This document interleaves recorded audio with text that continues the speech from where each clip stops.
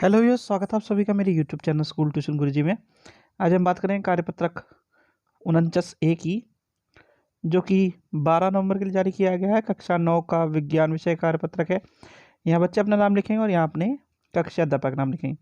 बच्चों, हमारा पाठ चल रहा है गति, और आज हम इसमें पढ़ेंगे उसकी पुनरावृत्ति। तो चलिए बच्चों, देखते हैं, जानते हैं, समझते हैं कि आज के कार्यपत्रक में आपके लिए क्या खास है और आज के कार्यपत्रक आपको क्या बताना चाहता है। तो बच्चों, जब तक हम बात कर रहे हैं गति की, तो गति के हम 3 प्रकार पढ़ते हैं बच्चों मेनली। एक है सरल रेखीय गति, दूसरा है दोलन गति और तीसरा है घूर्णन या वृत्तीय गति। तो जब कोई वस्तु किसी सरल या वक्र रेखा में चलती है तो वो कहलाती है उसकी सरल रेखीय गति। अब अगर वो आवृत्ति बार बार कर रही हो, इधर से उधर एक निश्चित गति के साथ पथ पे चल रही हो, तो वैसी गति कहलाती है आपकी दोलन गति बच्चों। और आखिरी आती है बच्चों आपकी घूर्णन गति या वृत्ति गति। यह गति जिसमें कोई वस्तु किसी निश्चित बिंदु के चारों ओर गति करती है तो उसे घूर्णन गति कहते हैं बच्चों। अब कंफ्यूज ना हो आप, इसलिए तो एक चीज और, एक कॉन्सेप्ट और ध्यान में रखिए बच्चों। एक होता है एक समान गति, ठीक है, और एक होता है असमान गति, ठीक है। एक होता है एक समान गति और एक होता है असमान गति। दोनों में थोड़ा सा ही अंतर है, ज़्यादा अंतर नहीं है। यह है गति के प्रकार बच्चों, और ये गति है त्वरण के हिसाब से आपकी, कि वो कैसी चल रही है उस हिसाब से है। तो इनमें बस मेन अंतर यह है कि अगर कोई वस्तु एक निश्चित समय और निश्चित चाल के साथ चल रही है, निश्चित त्वरण के साथ चल रही है, तो वो एक समान गति होगी, और अगर वो बार बार कम ज़्यादा हो रही है तो असमान गति होगी बच्चों, ठीक है। चलिए अब आगे बढ़ते हैं। अब बात कर लेते हैं विस्थापन की बच्चों। तो जब हम बात करेंगे विस्थापन की, तो जब कोई एक वस्तु किसी प्रारंभिक स्थिति यानी मूल बिंदु से उसके अंतिम बिंदु तक की स्थिति के बीच की न्यूनतम दूरी को तय करती है, तो उस दूरी को हम विस्थापन कहते हैं बच्चों। ये एक सदिश राशि है और इसका SI मात्रक मीटर है बच्चों, और ये शून्य भी हो सकती है। अब बात आती है औसत चाल की और वेग की बच्चों। तो सबसे पहले बात कर लेते हैं चाल की। तो जब किसी वस्तु के द्वारा क्या हो रहा है बच्चों, किसी वस्तु के द्वारा इकाई समय में तय की गई दूरी चाल कहलाती है। अब ये क्या है, ये एक आदिश राशि है और इसको SI पद्धति के अनुसार मीटर प्रति सेकंड में मापते हैं बच्चों। औसत चाल क्या है बच्चों? औसत चाल है आपका V बराबर S/T, ठीक है। S यहाँ पे दूरी है आपकी और T आपका समय है। अब बात करें वेग की, तो वेग क्या है बच्चों? किसी निश्चित दिशा में तय की गई चाल उसका वेग कहलाती है। इससे ये चाल की तरह V से निरूपित करते हैं बच्चों से भी, ठीक है। चलिए अब आगे बढ़ते हैं। अब है एक समान गति, जो मैं आपको बता रहा था, उसमें कंफ्यूजन मत कीजिएगा, और असमान गति बच्चों। तो बच्चों, यदि कोई वस्तु सीधी रेखा में गति करते हुए समान दूरी समान समय में पूरी करती है तो उसे गति कैसी होगी? एक समान गति कहलाती है।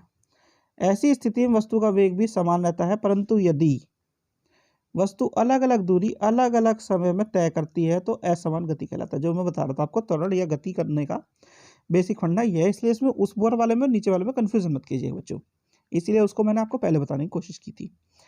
अब आपको कंफ्यूजन दूर हो गया होगा। और ऐसी स्थिति में उसका वेग असमान हो जाता है और उसको हम दो प्रकार विभाजित करते हैं। दो प्रकार कौन कौन से बच्चों उसमें असमान गति के?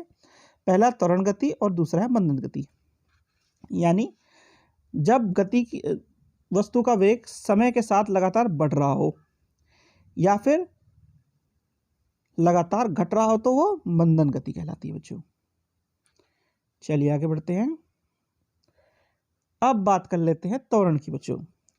तो जब हम बात कर रहे हैं त्वरण की, तो त्वरण क्या है? किसी वस्तु के प्रति इकाई समय में वेग के परिवर्तन के माप को हम त्वरण कहते हैं। ये एक सदिश राशि है। इस प्रकार ज्ञात किया जा सकता है कैसे? यानी कि त्वरण बराबर वेग में परिवर्तन बटे लिया गया समय, या A बराबर V माइनस यू। यहाँ V क्या है? अंतिम वेग, U प्रारंभिक वेग और T समय। इसका ऐसा ही मात्रक है मीटर प्रति सेकंड स्क्वायर या मीटर सेकंड माइनस 2। ठीक है बच्चों। अब किसी वस्तु के द्वारा तय की गई दूरी s वेग समय ग्राफ के द्वारा निश्चित समय में दिए गए घेरे क्षेत्र के द्वारा प्राप्त की जा सकती है, यानी कि इसका एरिया अगर निकाल लें आप तो भी उसे प्राप्त किया जा सकता है बच्चों। अब किसी वस्तु के चारों ओर के दिए गए मतलब इस चारों ओर के एरिया को अगर आप निकाल लें तो हमें 3 समीकरण जो मिलते हैं, गति के 3 समीकरण अलग अलग तरीके से मिलते हैं, जो कौन से, ये और ये। अब एक समान वित्तीय गति कब होती है कि जब एक वस्तु वित्तीय पथ पर एक समान चाल से चलती है, तब उसकी गति एक समान वित्तीय गति कहलाती है बच्चों। अच्छा, आगे बढ़ते हैं। अब क्या बोल रहा है बच्चों ये कि जब कोई वस्तु सीधी रेखा में एक समान त्वरण करती है और निश्चित समय अंतराल में उसका वेग गति के दौरान त्वरण व उसके द्वारा तय की गई दूरी के बीच के संबंधों को गति समीकरण के नाम से जाना जाता है। यानी गति समीकरण कौन से हैं कि एक वस्तु सीधी रेखा में एक समान त्वरण के साथ चल रही है और निश्चित समय अंतराल पे उसमें क्या हो रहा है, वेग हो रहा है, गति के दौरान उसमें त्वरण हो रहा है कुछ, और वो कुछ दूरी तय कर रही है। अब इनके संबंधों को अगर ज्ञात करें तो गति के समीकरण कहलाते हैं बच्चों। अब गति के 3 संबंध हैं बच्चों।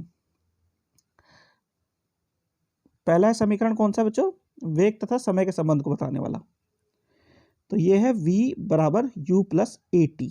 ठीक है।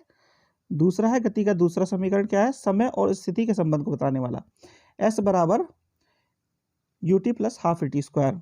तीसरा है गति का तीसरा समीकरण जो वेग एवं स्थिति के संबंध को बताता है, ये है 2as बराबर v square minus u square. अब ये क्या क्या चीज़ें बता रही है ये मैंने बता ही दिया आपको, यहाँ से भी देख सकते हैं आप u v a और s और t क्या क्या बताती है बच्चों। अच्छा, अब एक चीज़ क्या कह रहा है बच्चों ये कि इनका उपयोग कर हम अपने दैनिक जीवन में गति और वेग, समय, दूरी, त्वरण इत्यादि संबंधित प्रश्नों को आसानी से कर सकते हैं।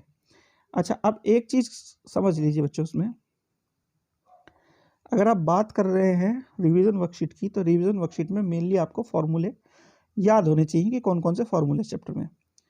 तो 3 तो हमारे गति के समीकरण है बच्चों, एक हमारा त्वरण का फॉर्मूला है बच्चों उसमें, और दूसरा आखिरी फॉर्मूला है v बराबर s बटे टी वाला। ठीक है। तो इस तरह हमारे 3, एक 4 और एक 5, इस पूरे पार्ट में हमें 5 फॉर्मूलों से जो है कोशिश करनी है कि सारी चीज़ों को सॉल्व करना है बच्चों। अब जरा प्रश्न उत्तर देख लेते हैं बच्चों। तो पहला प्रश्न क्या है बच्चों, गति के पहले समीकरण को वेग समय ग्राफ की मदद से वास्तुप्राप्त कीजिए। तो चलिए बच्चों इसे देखते हैं जरा।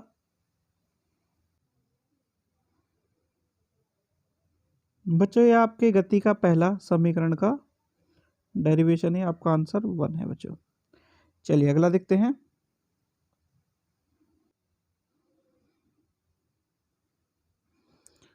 प्रश्न नंबर 2 है बच्चों कि एक कार 20 मीटर की दूरी 5 सेकंड में तथा पुनः 20 मीटर की दूरी 3 सेकंड में तय करती है। कार की औसत चाल ज्ञात कीजिए। तो औसत चाल का फॉर्मूला है बच्चों, औसत चाल बराबर तय की गई पूरी कुल दूरी बटे समय। तो यहाँ तय की गई दूरी है 20 + 20 और आपका समय जो लिया गया है वो है 5 + 3, तो ये बराबर हो गया आपका 40/8 और बराबर हो गया 5 मीटर प्रति सेकंड बच्चों। ठीक है। चलिए अगला देखते हैं बच्चों। अगला है प्रश्न नंबर 3। प्रश्न नंबर 3 क्या कहता है कि कोई एक कार एक समान रूप से 1 मीटर प्रति सेकंड से त्वरित होकर 5 सेकंड में 5 मीटर प्रति सेकंड से 5 मीटर प्रति सेकंड की चाल को प्राप्त करती है। उतने समय में कार की द्वारा तय की गई दूरी ज्ञात कीजिए। अच्छा, तो एक चीज़ समझ लीजिए, अब इसमें हमें क्या निकालना है, सबसे पहले निकालना है ए आपका। तो ए बराबर है हमारा v माइनस यू बटे टी। अच्छा, अब इसे जब हम निकालेंगे तो ये आ जाएगा आपका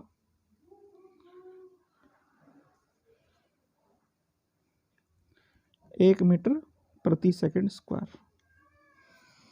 ठीक है बच्चों, अब इसमें हमें फॉर्मूला लगाना है बच्चों,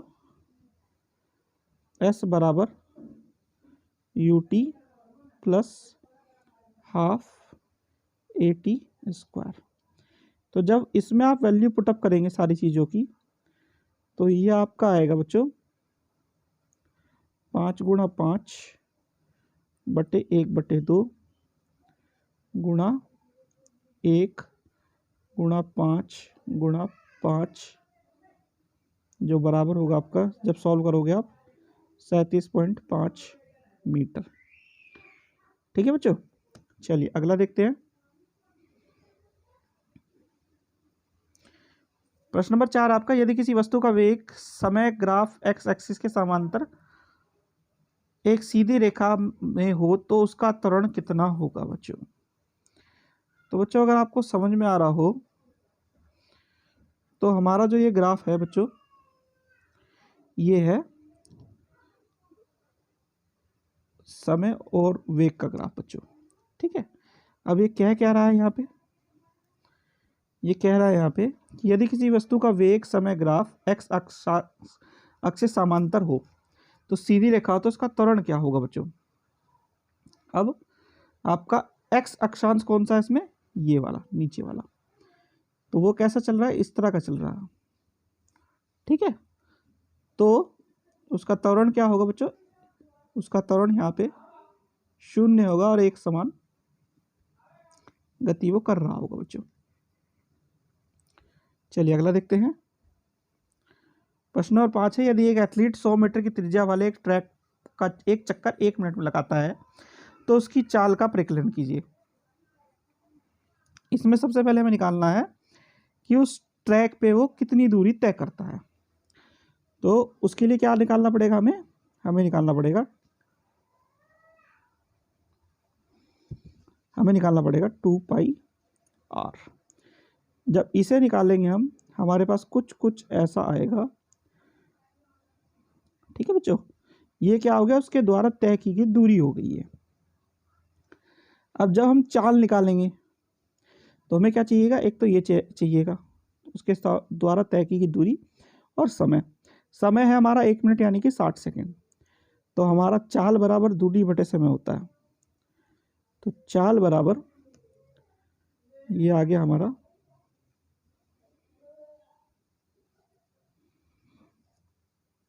जब इसे सॉल्व करेंगे पूरे के पूरे को, हमारा आएगा 10.47 मीटर प्रति सेकंड के आसपास का बच्चों। ठीक है, ये आपका आंसर है बच्चों। तो बच्चों ये हो गया आपका कार्यपत्र कंप्लीट और वीडियो भी। आशा करता हूँ आपको वीडियो अच्छी लगी होगी। Thank you.